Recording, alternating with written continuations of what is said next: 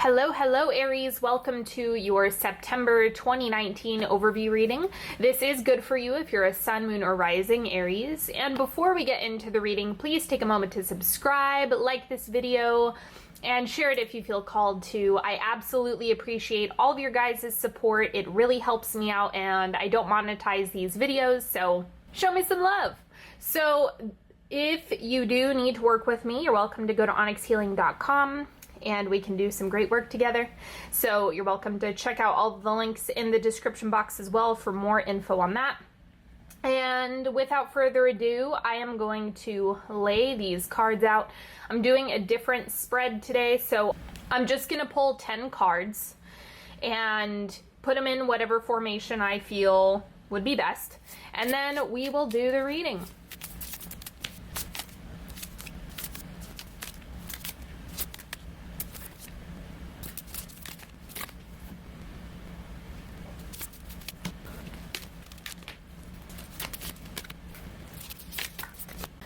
Okay, let's start with an affirmator for you. We have spontaneity. Do you like spontaneous adventures of the highest caliber? The only acceptable answer to this question is yes. So buckle up, Charlie. You're about to take a wild ride through the unexplored, unconventional, and underrated. You're about to learn that yes is a magic word with the power to unlock new dimensions in space-time and after-hours hangouts. Yes will lead you to experiences you didn't think possible and teach you that lifelong friendships are sometimes lurking just behind a karaoke singer's mullet. There's a pretty good chance your name is not Charlie, is what it says down here with this itty-bitty fine print. So expect some shakeups in September, expect some spontaneity, opportunities coming through, and things that you might just want to urgently say yes to. So this is going to be kind of an exciting month since you're starting off with spontaneity. Let's see what else is going on. We have, I surrender my desires and I know the universe has my back. That being said, one of the things that can really trip people up regarding manifestation is like having too much skepticism about it being met. Surrendering your desires does not mean forget about them. It's holding them with trust and understanding that you are divinely supported no matter what you're doing, where you're at, and what you have going on.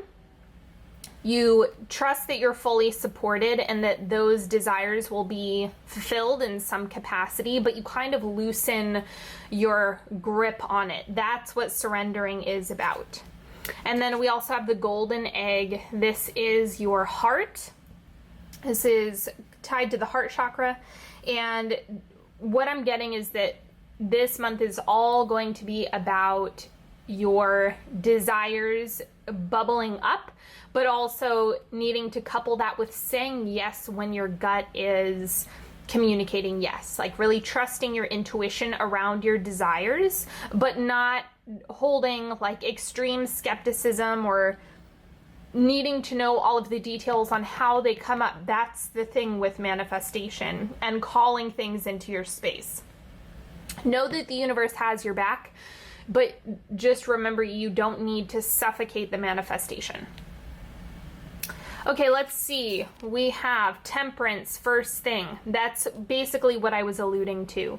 You want to balance trust with intention, and you want to balance honoring your desires in whatever way feels best for you, and just see where that takes you. Say yes when you really feel called to, when that makes sense for you.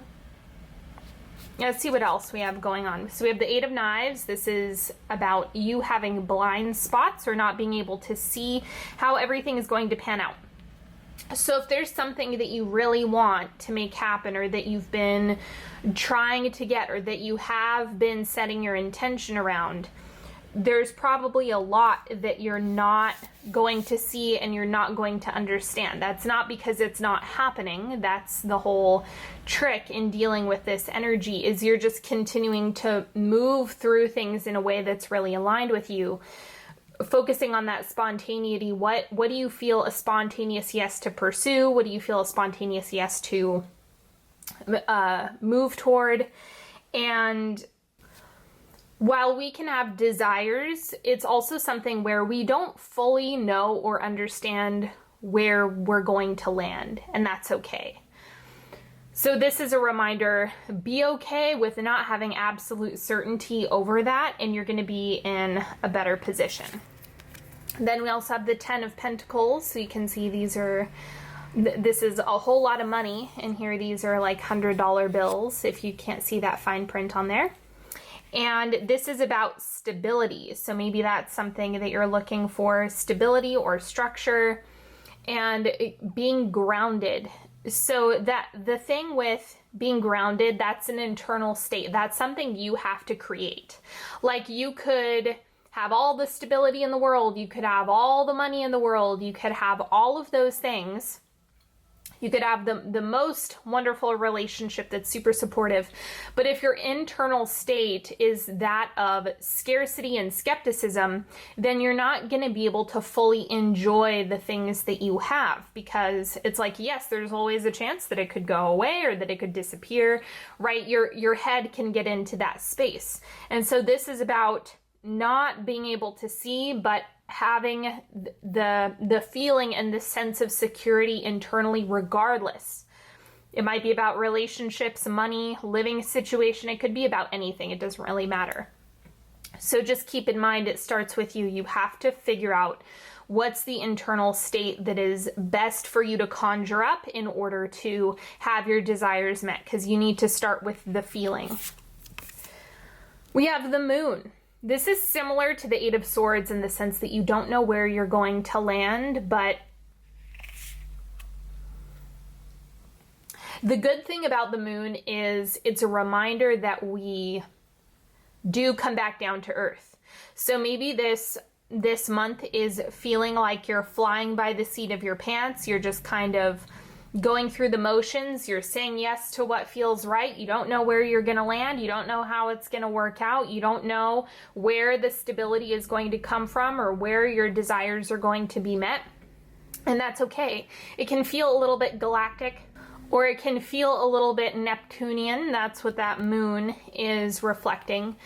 And that's okay. That's just a part of the process, because it's very hard to figure out or to see clearly, oh, I was supported the whole time, until you're doing the thing and then you understand that you were supported after the fact. So just know that the lack of clarity or lack of certainty is something that is totally normal at this point. And then we have the Wheel of Fortune. I'm going to clarify this up here.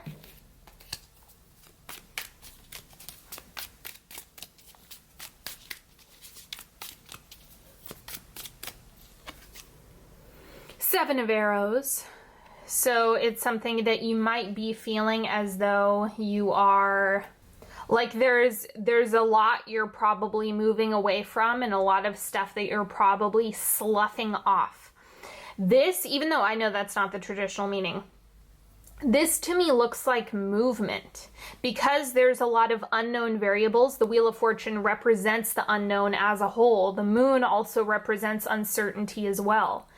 And the Eight of Knives represents uncertainty. And the way that I see it is this is a big growth process. I wonder if we're going to get a release card on this side. I don't know yet, but the big thing is that it seems like there's somewhat of a space creation in some capacity in this reading. So that's why I'm kind of curious. Let's keep going. I think the Wheel of Fortune and this Seven of Arrows, like the forward movement, but kind of sweeping things aside and creating some space is what I'm getting from here. So let's see. The Hermit, this is introspection, getting clarity within yourself and looking to yourself for answers and wisdom and knowledge. That's something that all of the answers that you want are already within you. That's what people forget. It's like, if you're really tuned in to your internal compass, you're not going to go wrong. The Hermit is just about accessing that place within you. Okay, so it's about centering yourself, getting grounded, getting clear, getting quiet so you can listen to your heart. And then we have the Five of Pentacles. This is that uncertainty. Which way do I go? I don't know. How is this going to work out? It's kind of, I don't want to say a hot mess. That's just kind of like the way the Five of Pentacles is looking, especially with all the little footprints that are, I don't know if you can tell, but it looks like some of them are in, they're reading as contemplation. That's probably the word that's coming up to describe that. Okay, so this is somewhat chaotic feeling, which is normal because you have this row is stability, but that is underneath all of this uncertainty and all of the unknown cards. So then we also have the Six of Wands. This is victory. I'm just going to pull, I'm going to pull a card for these two right here because I want to see what's going on. Man, September is a big month for you. So you can, it's kind of like, it already looks exciting, but I think part of it has to do with you making attempts and throwing a whole bunch of stuff against a wall and just seeing what sticks. That seems to be the way this is going. And then to clarify it, we have the Eight of Arrows. This is the Eight of Swords. Once again, it's like, you don't know. You have to have trust and faith that you will achieve what you want to achieve without the evidence necessarily staring you in the face. Because I'm getting that September is 1 month in a very long period of time that you're probably pursuing whatever. I don't know what you're pursuing. So the Eight of Arrows is like, nope, you're only going to be able to see so far. I think that whatever's happening with this reading, because it's such a funky energy, it's like Divine Source is basically saying, okay, I'll throw you a few of these victory cards and stability cards, but you're not going to be able to see very far. There seems to be a call for you to get back to your own intuition and your own internal light. That's what the Hermit is really starting to communicate. It's saying everything could be looking a certain way on the outside, but until you focus internally, you're not going to be able to fully see the roadmap ahead of you. So a lot of these cards are almost shutting down, like, nope, you don't have permission to see what's coming next. I don't think that's a bad thing. It's just a reminder that you need to put faith in yourself, and you also need to access your own information and your own truth. That's an important part of this process, and a part of this reading is like, this read does not want to give you very much. Like, you have just you have a few context clues, like the Temperance card is now looking like an advice card. Things are kind of, the more balance that you integrate, the more equilibrium you have yourself, the better off you're going to be. And then we have Judgment. Man, this card has come up in like every single reading, just about. And the Judgment card is a nice card for me to pull here because this is clarity. It's the information that you need. It's enough information to make a decision. It's final decisions. And so because you have that, you can kind of trust that by the end of this month, I think you'll have a really good idea on your strategy, your next moves, whatever is best for you, or whatever is whatever you need to pursue or get on or work on or make an adjustment to. That is what the Judgment card is reflecting. So that being said, I just think you're going to have to move through this month understanding that there will probably be a great deal of uncertainty. You're not going to be seeing clearly. You don't have all the information. It might feel super galactic and super ungrounded, and your job is to get back within those emotions yourself. Continue to take action, but don't expect absolute clarity right off the bat. You're just going to have to keep checking in with yourself along the way. That's also the remedy to the Five of Pentacles. Check in with yourself. Get into your own answers, your own information. That's how you're going to stabilize yourself. And then we have the Sun. See, it's this entire reading is just like, And then it was just one big adventure that we went on, and it'll make a great story later on. And that's kind of the way this is all panning out, is like, even though you may have been feeling really insecure, like you were without a base or you didn't know where things were going to land, and then everything turns out to be okay. That's what the sun is reminding you here. So I think you really have less to worry about than you might think in the moment. And you might even be saying right now, you're absolutely wrong. I can't believe you're downplaying this. Blah, blah, blah, blah, blah. I have 50,000 things that are blowing up in my face. I don't know what your situation is. But the point is, when you zoom out far enough, nothing really matters. No, I'm just kidding. I'm just kidding.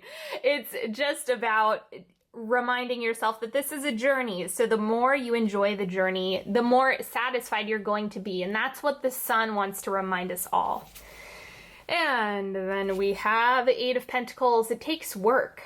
Everything takes work. But this requires your effort, the application of you figuring out what strategy is going to work best for me and executing from that basis.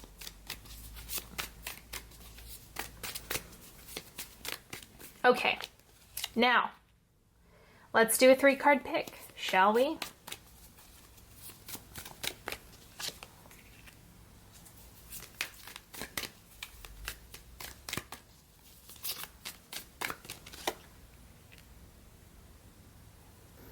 Okay, so you're welcome to ask a question, ask for clarity.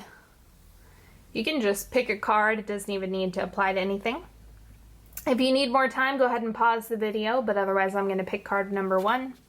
3 of Swords. Release your expectations. Release whatever you may or may not be holding on to. Or no. Release whatever you're holding on to that isn't serving you, isn't working for you, isn't delivering ideally what you want it to. And trust that if you release something, it's going to be replaced. It's not something that is just creating a vacancy without anything else. Like, there will be things restored as you go. Okay, then we have the 5 of Swords. And this is like a battle that has been won and the battle being over.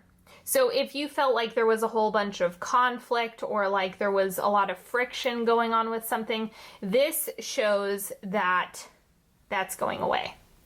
This is just, the 5 of Swords is the end of it. The completion, like you're finally walking away from it. Also somewhat of a release card in the sense that it's the release of a struggle, the release of a hardship in some capacity. So I think this is an indication that things are going to smooth out, things are going to get a little bit better, and you're finally coming out of that space that may have been uncomfortable. Card number 3, we have the Justice card. Balance, be level-headed, make sure that you are being extra conscientious of what you're putting judgment values on. And the Justice card is saying, hey, look at both sides, look at both angles, look at another perspective, or perhaps there's something you haven't seen yet that you might need to look at, or there's some information that is still sitting underneath the surface that you don't have access to yet. So it's kind of like, do some digging, look at it from all angles, look at it from all sides, kind of take a diplomatic approach. All right, everybody, that's all that I have for you today. Thank you so much for hanging out with me, and I hope you've enjoyed this reading. Let me know if anything resonated in the comments, and until next time, have a beautiful September, everybody. Don't forget, if you need to work with me, go to onyxhealing.com, and you can also check out the description box for all of the stuff that I offer. So until next time, have a good one, everybody, and I'll talk to you later. Bye-bye.